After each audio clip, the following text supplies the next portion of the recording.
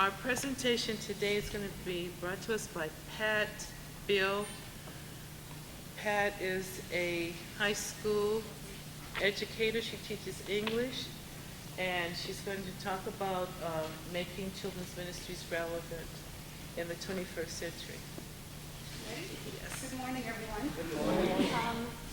Claudia is going to assist me this morning, and I just did an outline for this PowerPoint for you, so you're welcome to, of course, make notes on it. So one thing I forgot, well, it was very late, I forgot to do was to give credit. I've got a lot of the information from this book right here, Children's Ministries in the 21st Century.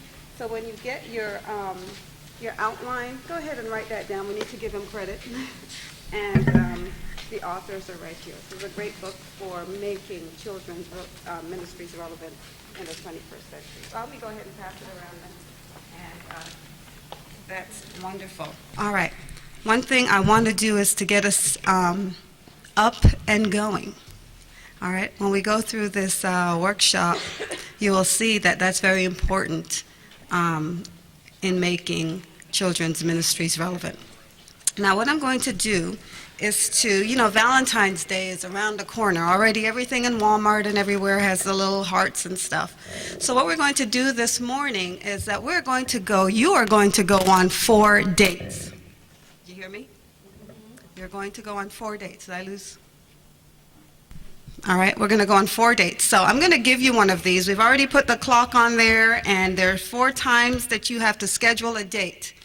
Okay, the way you do that is once you get your card, you need to go ahead and find 4 people that you want to meet. The first one you may meet at 12, or 3 at 6 and 9. So 4 different people, all right, and you have a date with them at these times, all right? When the PowerPoint starts to advance, there will be activities for you to go and find your, for example, 3 o'clock date and interact with that person, all right? So 4 different people. Here are your cards.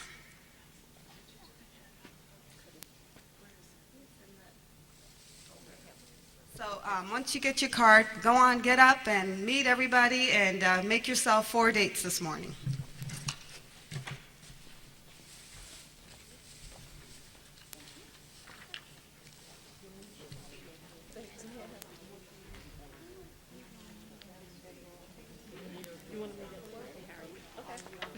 I had you at 6.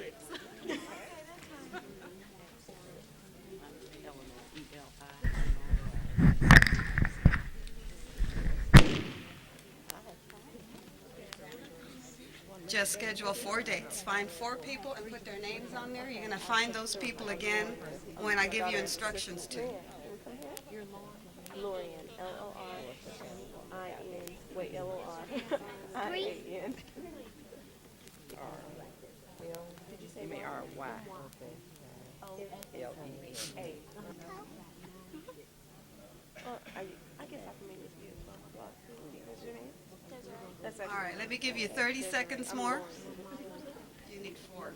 You need the date on each time. So you need to find 2 more people.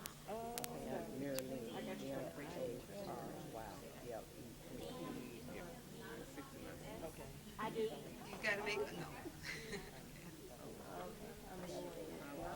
All right, 30 seconds more.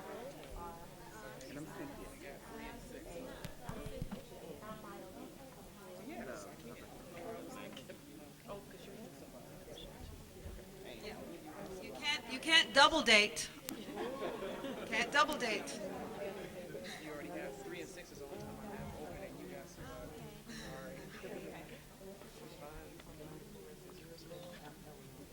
Yes. Okay. I'll meet you. How about 3 o'clock? What is your name? Desiree. My name is Rachel. Rachel? Yeah. 12. Oh, no, I have 12. Desiree, do you have 12? 12. Okay. What is it? I guess you all full. Yes, ma'am. All right, are we ready? Let's have a seat now.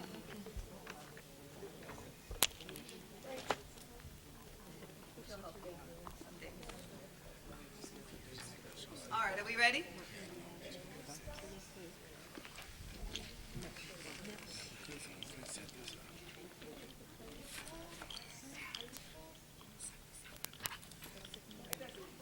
Okay, everybody. So you know why? Okay, this might not work. You just in front of the speaker, that's all.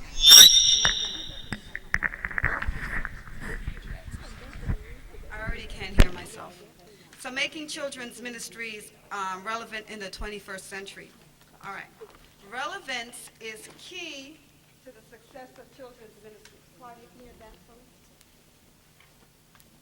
So you should have that. It is key to the success in children's ministry. All right, right now you have a 6 o'clock date. All right, so take a look at your date card, and you'll have a 6 o'clock date.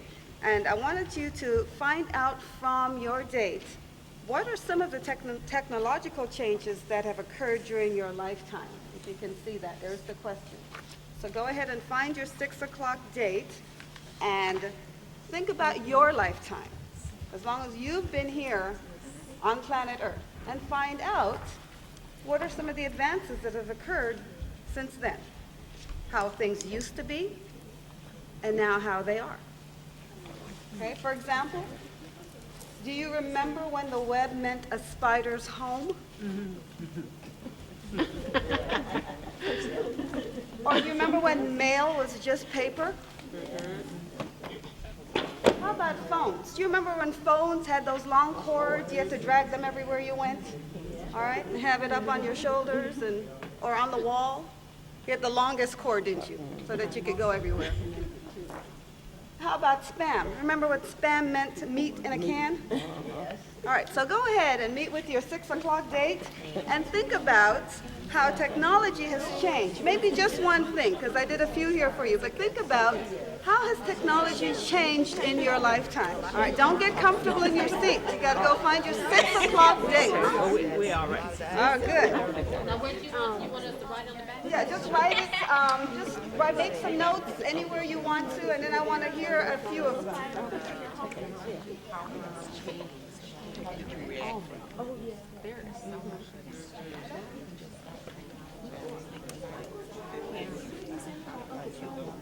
Let's just maybe think about one each because I'm already out of time.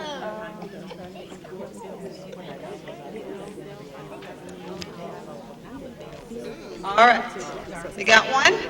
Okay, let's share one or two. Who had a really good one? How has technology changed in your lifetime? We talked about the cameras. We used to use the Polaroid cameras and used to have the, the films developed. So that's changed. That is wonderful. Do you remember the cameras? Yes.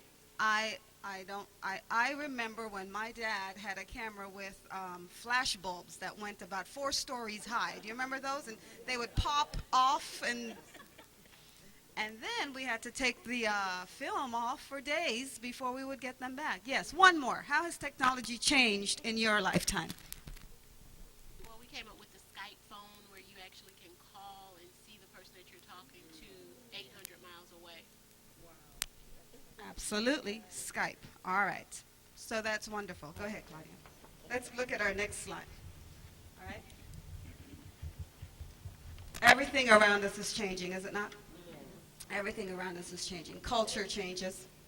The kids are changing. All right. We may think they're changing, but they're really not. They're growing up in this society, and I'll mention that in just a minute. And of course, families have to change. All right. They do change. We have a lot of blended families now. And we also have families that live in different parts of the country, okay? So definitely changing. Well, why hasn't our children's ministries changed? Do you think it's changed? Since the way we've been doing things, have we changed, really? Hopefully we're working on it in our different churches. But since our culture, our kids, and our families are changing, so should our children's ministries, right? And the methods that we use to reach our children. And that's what I want to talk to you about today. Now, you have a 12 o'clock date, okay? And I want you to discuss with your 12 o'clock date. Don't get comfortable. Don't get comfortable. You got 2 more dates after this. Your 12 o'clock date, I want you to discuss. Get 1 point, because I'm already on a time crunch. How can we incorporate the use of technology in community outreach? In community outreach. What is one piece of technology maybe that you can use to reach others in your community?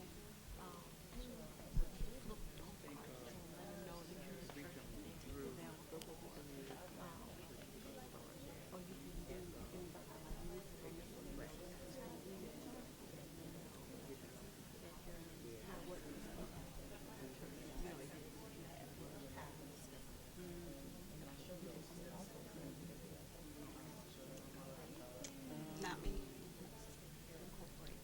All right, we got to share because we have to move on. Tell me, how can we incorporate the use of technology in the community, in community outreach? Well, what we're going to do and what we have done in the past and what we're going to do in the future as well is take our young peoples out to pass out tracts. Okay, but how is that technology?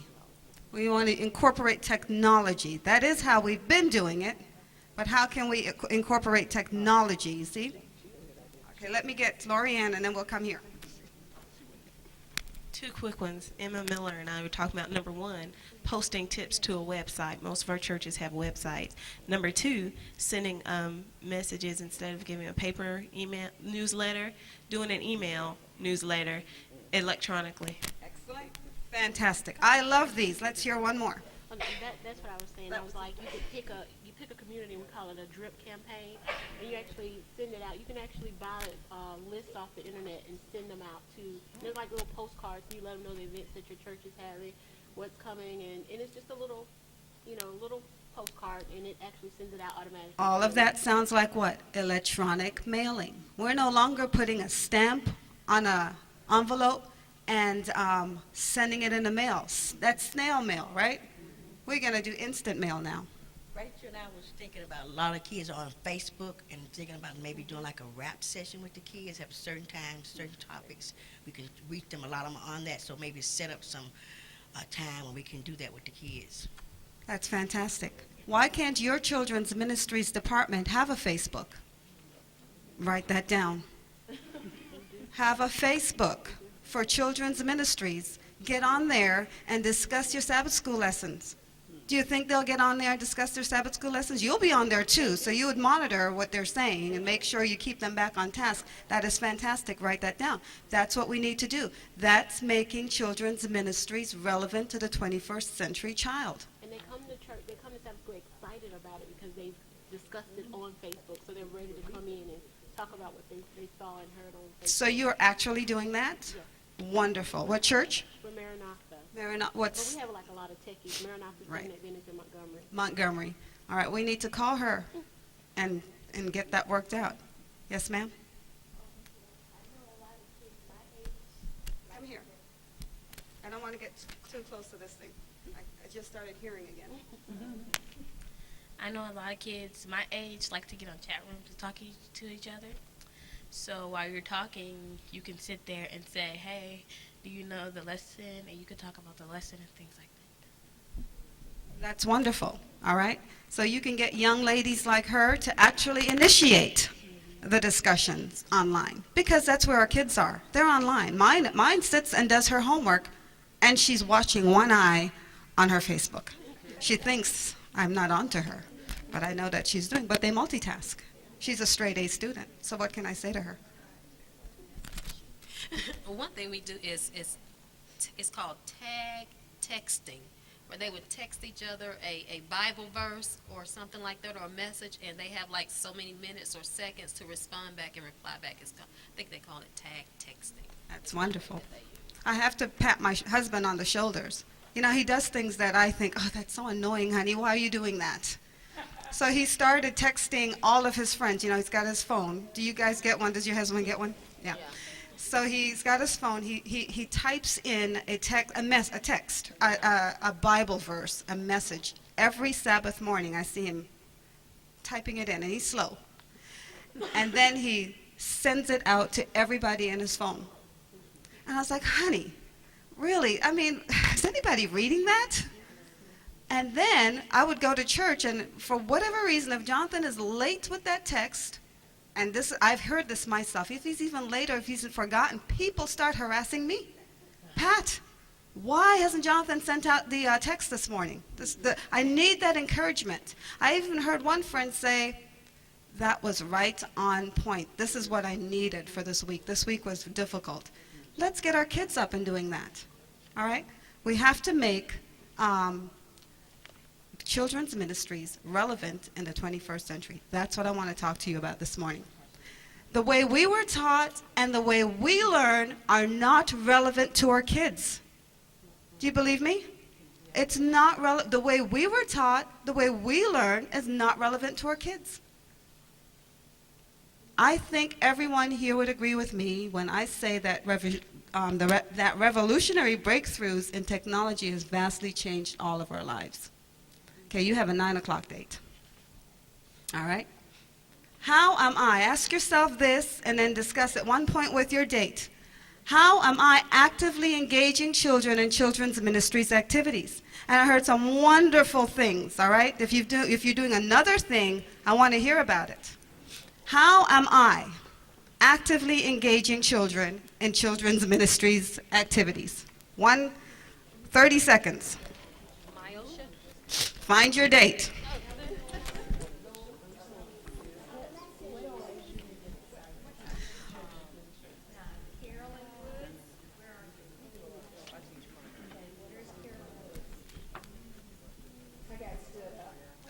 Oh, Carolyn got stood up. Who are you looking for? Carolyn Woods? Carolyn Woods. Miss Woods. Oh, she found her date. All right, we will send her on a double date.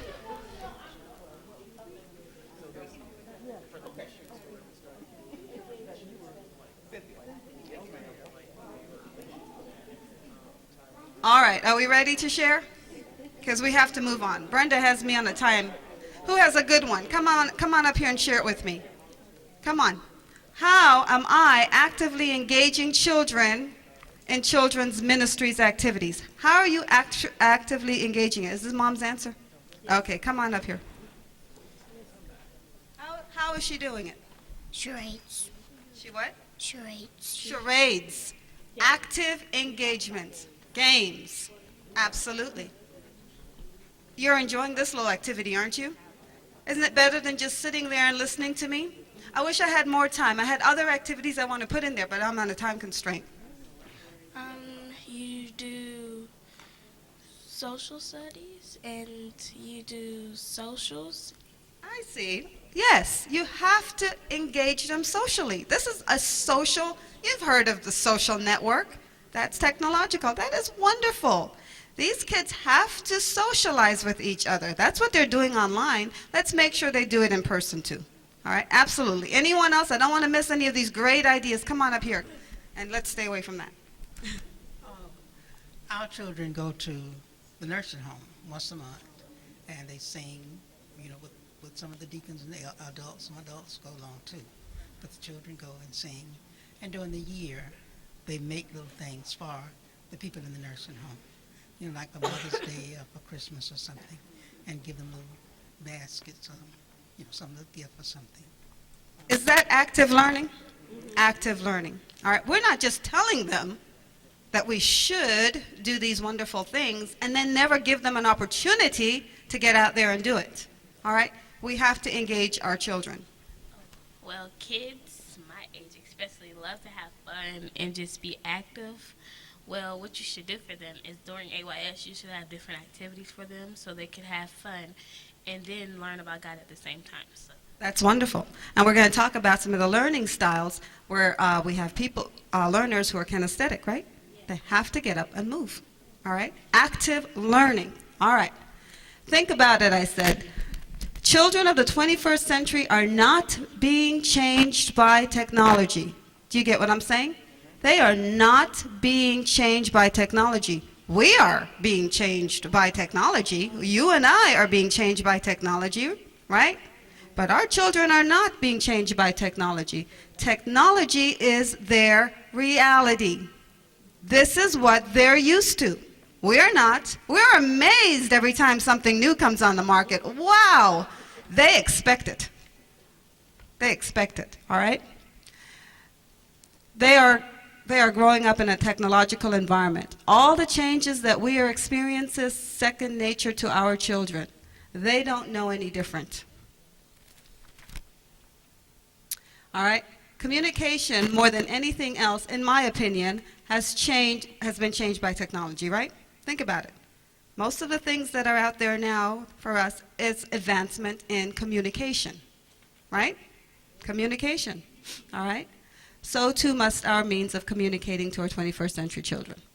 The 21st century seems to be affecting every aspect of our lives except for the way we present the Word of God to our children. Think about Sabbath school. Really? How much has it changed since you were a child yourself? Think about it. Has it really been changed that much? Do we still have the same forum? Think about it. We need to start changing these. Sabbath school especially is what I'm thinking about right now. All right? The word has not changed, but the way we present the word to our children must change. Okay? The word has not changed. Don't get me wrong here today. But the way we present the word, that's what we have to change. All right?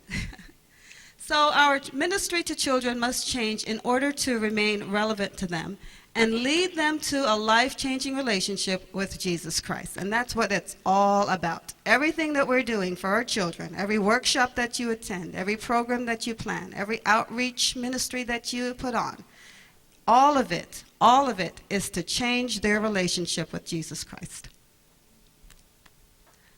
I want to talk about some advancements. We want to go back in history a little bit and make this more relevant to you. Modern time, we think we're in a modern time right now. But modern time actually dates from 1500 to 1900. We want to think that we're modern, but that's so old, yesterday. All right? Advances during the modern time were the printing press and the industrial age. During this time, learning styles was passive. Lectures and sermons, that's what we grew up with. Everybody lectured me, and I went to a sermon every Sabbath. All right? And my parents preached to me, right? Yeah. Children were expected to sit quietly in their seats, listen to the story, and at an appropriate time, answer questions reviewing the story. Are we still doing that? We can't do that anymore. How about postmodern time? The postmodern time began in 1990. Did you know that? That's just a few years ago, but that's when it began. This is the age of cell phone and the internet. I could have listed more and more, but it's really the cell phone that our kids love. I don't know if you have a grandchild or a child that does not have a cell phone. As young as they are, they want those cell phones. I had to really resist my two for a long time. And they're with me 24/7. We go to the same schools. I drop them to school. I pick them up. We're in the same building. Why do they need a cell phone? I drop them to every activity. They're here with me this weekend, but they had to have a phone, all right? So this is the age of cell phone and the internet. Children must be a part of the instruction rather than simply sitting still and listening to a lecture. We must actively engage our children every moment that we have them. When we don't do that, we miss out on an opportunity to save our children, okay? When we're doing it the old way, we're boring them. They don't want to come back. It's boring. I'm bored. So we have to find ways to keep them interested, actively engaged in the Word of God. You have a 3 o'clock date. This has got to be quick. I see Miss Harrigan. She's going to take me off the stage. 3 o'clock date. Find your person. All right, you are going to identify opportunities that your church offers children during worship and fellowship experiences. You could just do one because of our time experience. Find your 3 o'clock date, please. All right, and identify opportunities that your church offers children during worship and fellowship experiences. All right? Come on and see me as soon as you get one. We can only probably just do one right now. I want to hear innovative ways.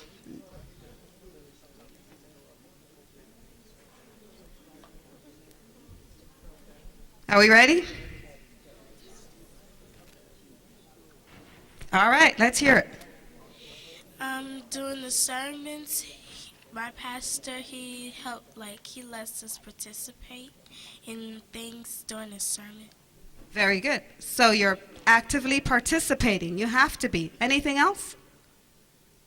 Any technological advancements in your, yeah, something technological. We actually put it back for me, Claudia. Opportunities that your church offers children during worship and fellowship experiences. You're right. All right, do you have one?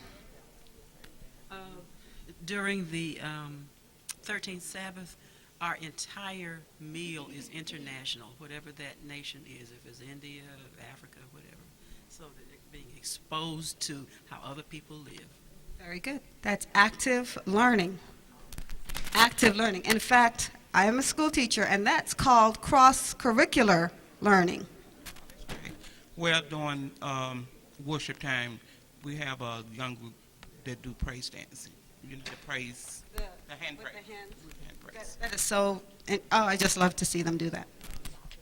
I have the 0 to 3, and we decorate for international groups. And sometimes we have someone who have a costume that they can wear, you know, and then we talk to them about how the people live in those areas. Wonderful. And kids love that. Give them an opportunity to dress up, and they're going to do it.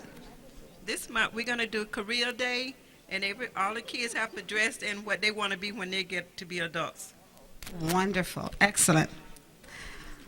I have a friend, and in fact, he's over the technology department at Oakwood, and he sits with me on a, you know, when he does come to church, he and his wife, and he's blogging. The sermon is going on, and he's talking to people in England. He's talking to people in Canada. He's blogging about the sermon. The sermon is online, and he's blogging. He sits there, and he's answering and responding to questions about the sermon. That's neat. Think about that, all right? All right, we have to take a look at educational trends, all right? Technology is changing rapidly and allowing our children to have instant access to all kinds of data that their grandparents had to commit to memory. That's how you learn. The teacher gave you a bunch of stuff and you had to commit it to memory and then regurgitate it on a test, okay? Technology also enables our children to see and hear things that we had to imagine. I always ask you to use your imagination. That is still wonderful. I still ask my students to do that, but that was the buzzword. Use your imagination, all right? They can see real videos of wars. They no longer have to look through a textbook for still pictures.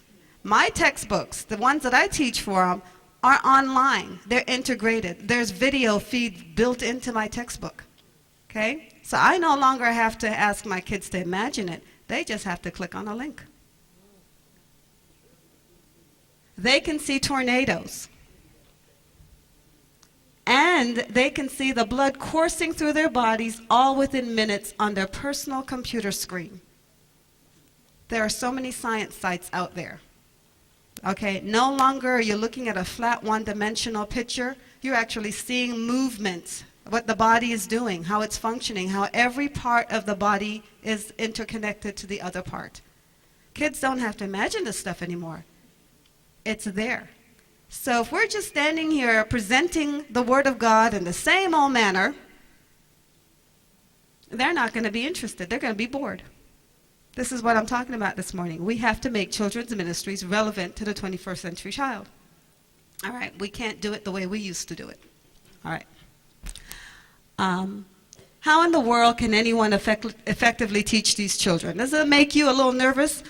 I do teach, and I'm exposed to technology, but I still will tell you that I'm an emerging learner. I am not an advanced technological teacher, all right? So it's very intimidating to learn all this stuff and really get it presented to our children in a engaging manner. But it's okay, all right? You just do the best you can and just be willing to learn and open yourselves to new experiences, all right? It's not easy, and the answer does not lie in one easy method. So let's take a look at some options. All right, we want to take a look at multiple intelligence. And I will just hit these quickly, all right? We have learners out there who are word smart. That means they enjoy expressing themselves through writing or through written or spoken words. Now, what this means is that we can't, in fact, in this building right here, we have all of you probably learn in a different style. And you can't present that different style, all the different styles, every single Sabbath.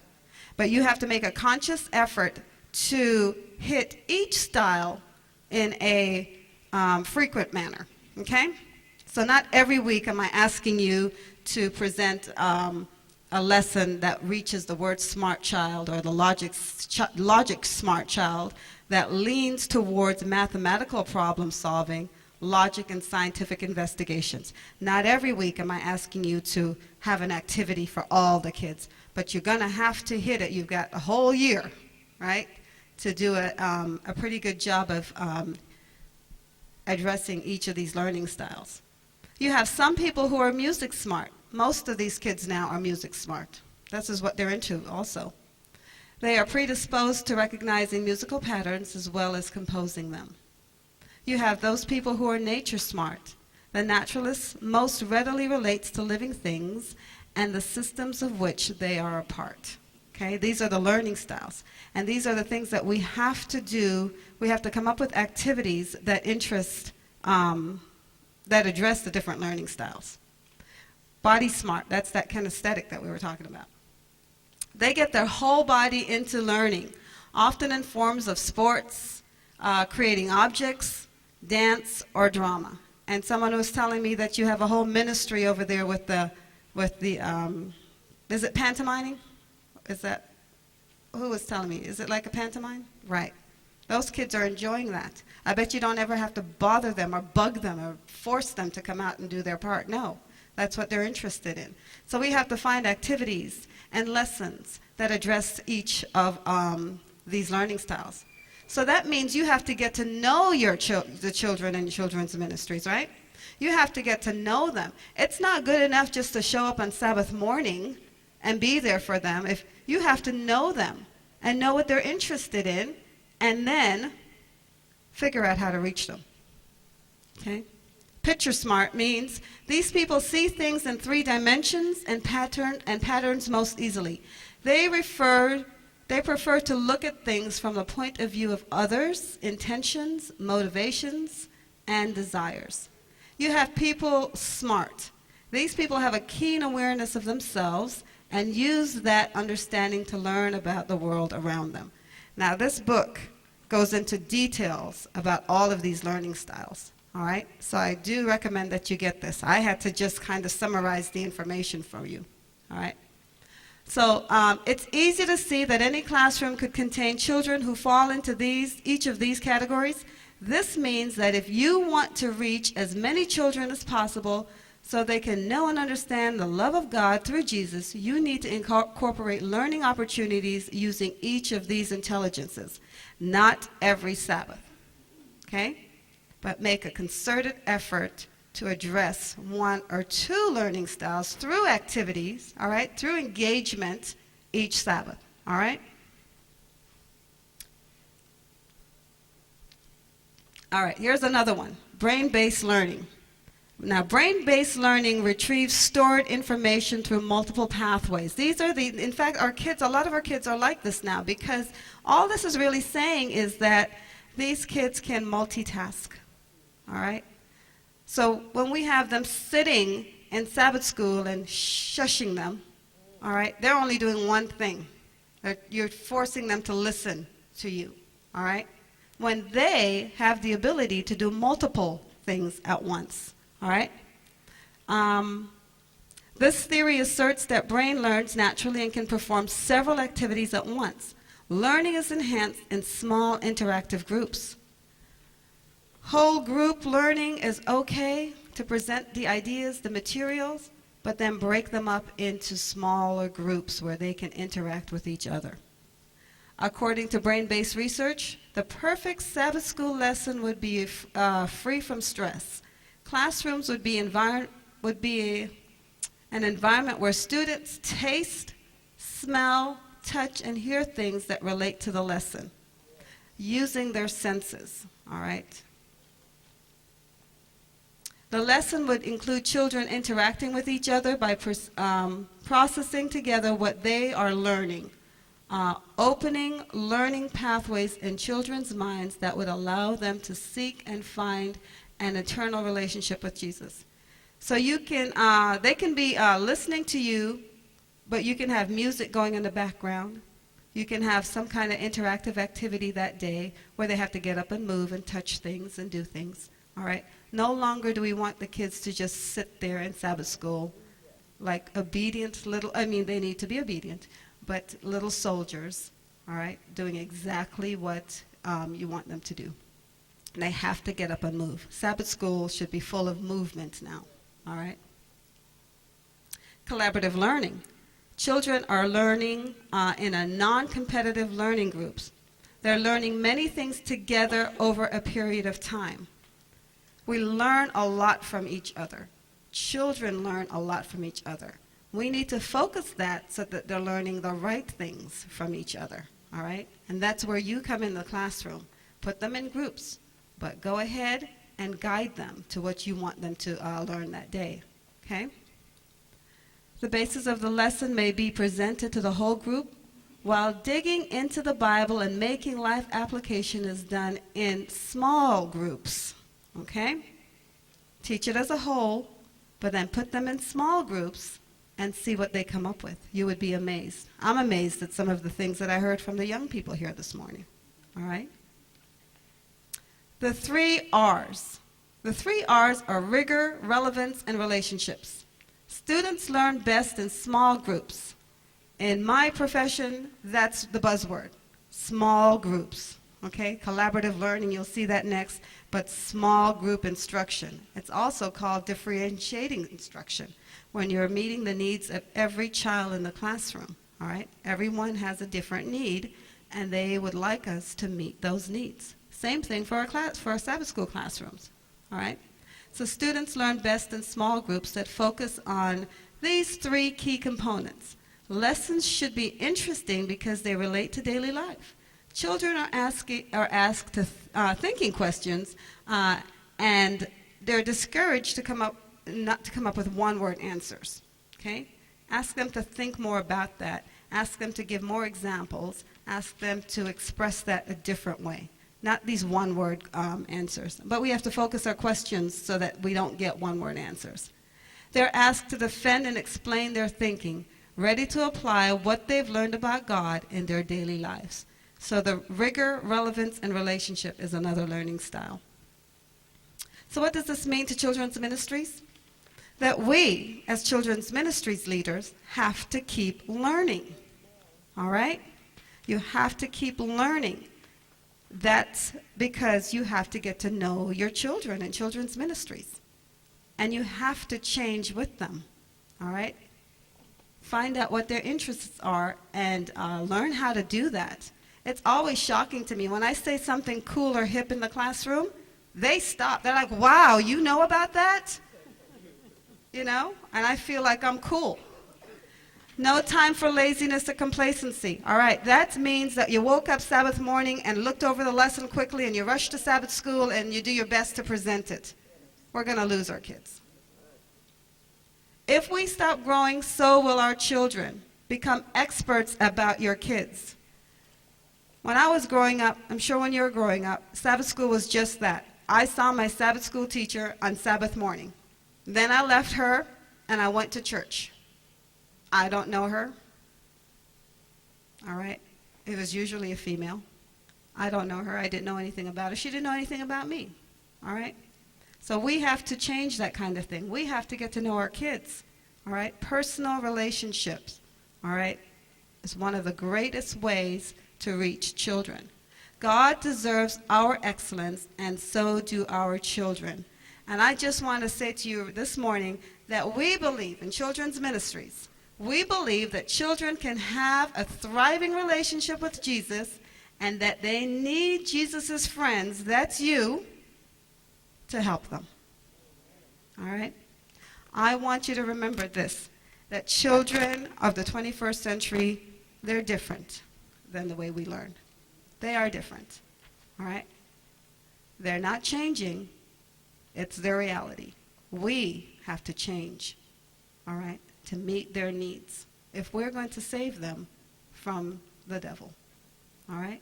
And that's what I have to say to you this morning. So I hope you enjoy the rest of the workshops that you have to go through this weekend, and may God bless you.